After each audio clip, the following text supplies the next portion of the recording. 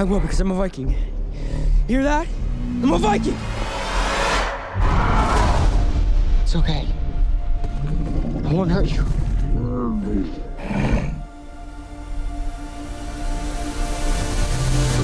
First, welcome to Brazil. Thank you very much.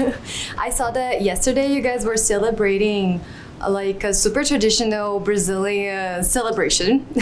I want to know how you guys feel about that, like the dancing, the food, how was it? Oh my God. The June Festival. Everything's corn. Yeah, it was fantastic. It was very corny. It was amazing. That was insane. We were welcomed with such open arms. It was very, very cool. Yeah, no, it was awesome. And then it was just Jerry eating hot dogs. I know there's awesome loads of videos of us, and it's me and Mason like giggling about something, and then Jerry's just enjoying the food so much. Like nobody's there to him. He's just him and his hot dog. Him and his hot dog is very funny. No, it's great. I mean, a lot of corn. You ate I a mean, hot dog. That's right. You ate a hot dog? Yes. Like I our ate Brazilian hot dog? 2.5 hot dogs, actually, and pretty much everything else they had going. I hadn't had any lunch. I was starving, and I was like, this looks perfect for this moment. Yeah. And the dancing was amazing. The games, it was really fun. Yeah. Yeah, we love it. Every June is a very happy moment for Brazilians.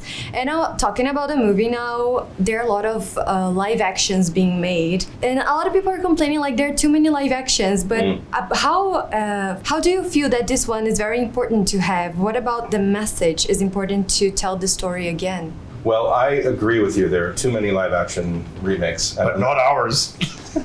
I'm generally not a fan of them.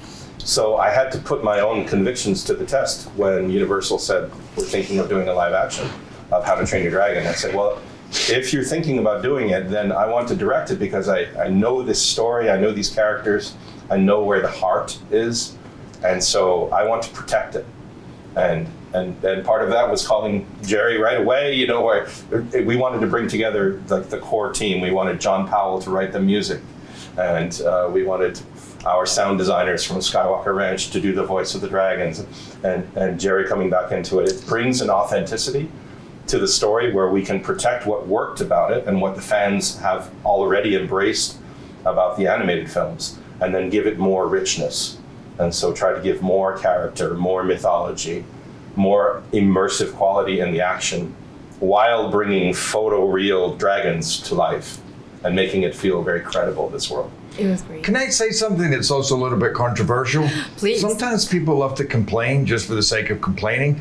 I haven't seen a person, I've watched this movie with hundreds of people, and I haven't seen a person yet who hasn't walked out and went, oh my God, that was amazing. I cried, I laughed, I cheered, and it kind of pisses me off when people are, people complaining, people, you know, watch the movie first, because maybe there are too many live actions, I don't know, and some of them for sure haven't lived up to expectations, but I don't know anybody that hasn't seen this and went, well, you know, maybe I have my doubts, but oh my God. And the fact is, if you go in, if you don't watch something for that reason, then you could be missing out on it. And I don't say this about every movie I've made, but this movie's incredible. It is a joy. And that was a reason, because it was beloved. These characters are beloved. The story's incredible, but we had a chance to take it to a whole new level. And I think we did. And I think that it is raucous and hilarious and heartbreaking and moving in a way that I think is more than the animated ever brought.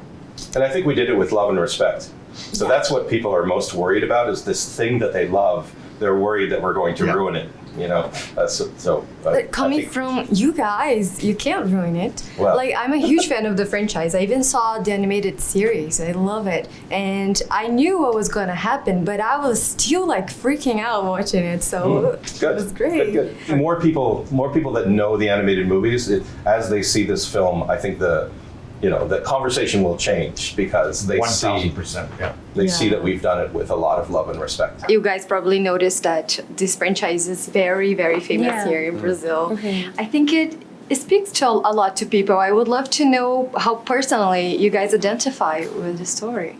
I mean, I think for both of us, I mean, for me, speaking for myself at least, my dad used to read me the books when I was younger, so even pre-movies, this franchise has been a part of my life since I was tiny. So it does feel very crazy that we get to be here and we get to celebrate with all of you guys, and it's really special. But I think in terms of identifying with it. I think the brilliant thing about the story is that everyone can identify with a bit of it, and everyone can be a bit of an astrid or a bit of a hiccup or a bit of a toothless.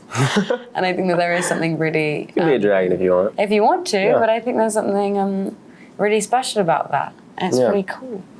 Yeah, like you were saying about the books, I love these movies so much, and I was Hiccup for Halloween as a kid.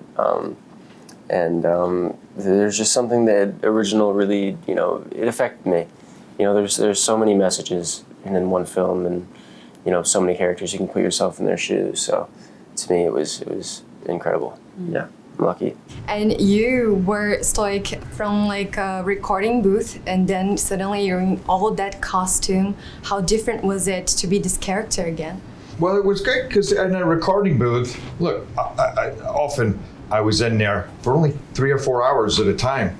When I was stoic for 2.5 months, 12, 14 hours a day. I lived and breathed stoic, and I transformed into stoic when I put on that costume, and also had the good fortune to step into the most incredible sets and production I've ever seen, and be surrounded by hundreds of Vikings, and I was there. And I think that's the other thing is, in animation, I love the animated movies. I love animated movies, but you suspend your belief somewhat.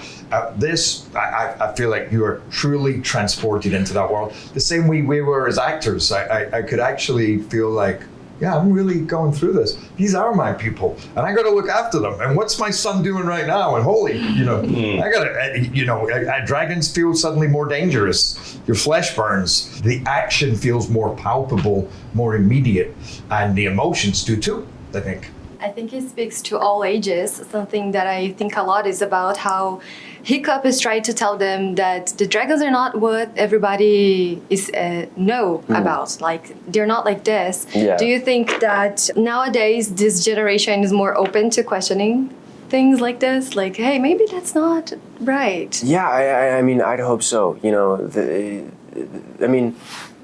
Films affect me so much, and I'm in a happy mood, and I watch it, or I'm in a sad mood, I watch a happy movie, and I feel like watching this film and other films, those type of messages can really affect people, and including myself. So yeah. How about flying? I really love the scenes of you guys flying, especially Astrid's first flying is crazy. How was filming that? It was crazy. I mean, I think I got the scar to prove it. Yeah, Mason did get hurt a little bit.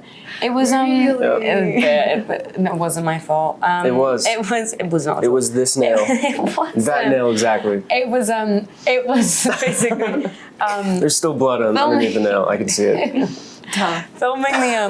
Filming the flying stuff was really cool because it's very much kind of, it is as the way that the gimbal, which was the kind of mechanical thing that we're on that simulates dragon flying and movement and everything. No, it was a real dragon. Other than the real toothless that we had on set, was it was really cool because the people that controlled it, it was very much out of our control. And I think that there is something really special about that, as we came to realize from Mason's injuries. Yeah. But I think what was really special about that is that it really felt, all of our reactions to things are like so real. really organic, because we don't actually know what's going to happen. And we have a vague idea, but movement is movement, and it is constantly changing. And I think there was something about that was really cool and really special. And we got to do the horse training we That got was to ride fun. horses. Yeah, we got to ride horses and train in horses, prep. which was so fun. Which I think is that felt. It was very important. In terms of like, if anyone wanted to feel like what it felt like for us, I think that's probably the closest thing. Yeah, to no, it. I had this big horse. His name was Prince. He was this jet black horse, and I just went like this, and he put his head on my hand, and I was like, yeah. I remember I looked at Nico, and I was like, yep, look at And me. I'm like, come. You're like, get over here. Please. You have like food. Honestly, I'm not even afraid of heights, but like watching it, I was kind of afraid. I don't know, how was it for you if you guys were in a tall place? Some of it was pretty high up. Yeah, I mean, the most of the cliff's stuff. edge. Yeah, the cliff's edge was but not the crazy. real one. The one that the what one you're the talking about, yeah. climbing when Yeah. I'm on the side of the thing. Yeah. Mason was really high up, and you were I was peering really high over, up. and it was really. Yeah, some I was of just it was kind a of bit hanging over stressful. there. Yeah. I mean, surprisingly, like all the dragon stuff was like 10 feet in the air, but everything else was It's like honestly 30. scary. The dragon stuff wasn't No. too high, but also it was like padded around it, so in case we fell off, God forbid, in case we fell off, we would be fine. But there was some stuff that felt much more. They dropped me like 60 feet. No, they dropped me 60 feet. They did me too. Well, what did they drop you for? When I fell off the dragon. Wait, did you also do that? Yeah. I don't think it was as high as my one. I'm pretty sure it was. I've decided it wasn't. I just don't talk about it all the time, you know? I don't feel like it was. We can speak about this after.